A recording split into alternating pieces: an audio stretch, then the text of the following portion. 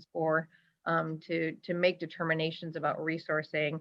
I'm doing it in a way where I'm not rushed. Does that make sense? Yes. You know, that moment you became colonel, is this something you apply for the position, or do they vote on it, and then, oh my God, I became colonel? I want to know about that moment. So it's a selection board. So in the military, you meet what's called a promotion board. And so you physically don't meet the promotion board. Like, you don't get to go in front of a panel and present your credentials or your skills.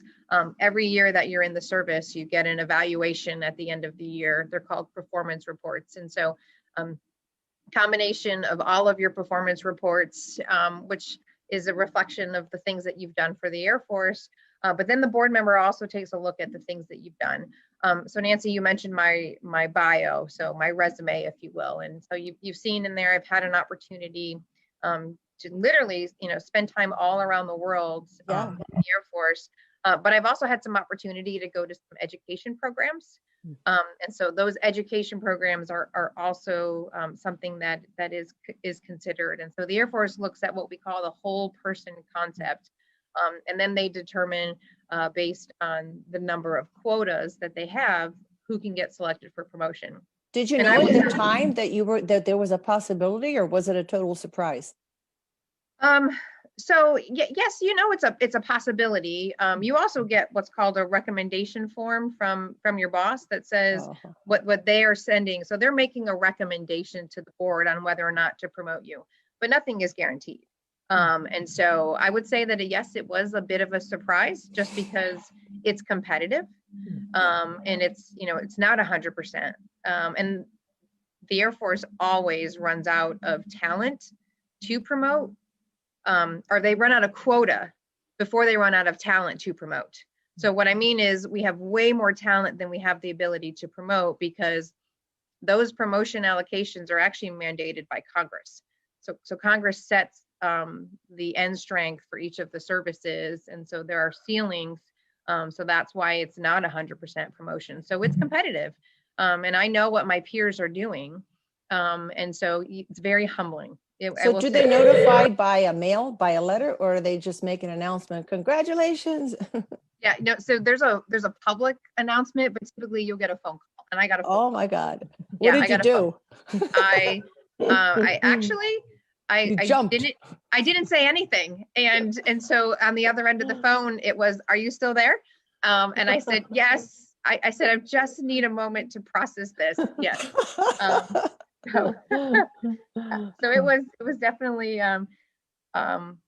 unexpected, but I would say at the same time, though, it was very exciting, because I knew that there was potential, right? And I would offer, I've never been in the private industry, so I don't know what it's like, but I would assume it's very similar.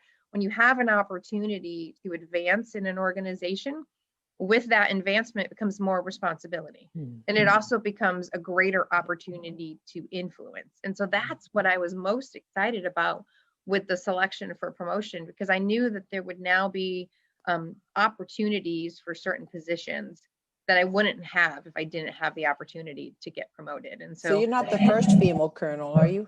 Gosh, no, I am. There have been trailblazers many years, and actually in this position here in Alaska, I replaced another female colonel. So I'm not the first female commander of this organization. I actually followed another one. Wow. So, first time back to back, though. So that's exciting. So one last question I have from you. In our series of meeting our sheroes, most of the women I talked to, they also made big in their career, in their line, but they always, brought in God, because it was destiny. And, I left myself to God, and then everything happened. But yours is totally action-oriented organization. You have to make plans. You have to strategize things, and how much that factor comes in this branch of yours?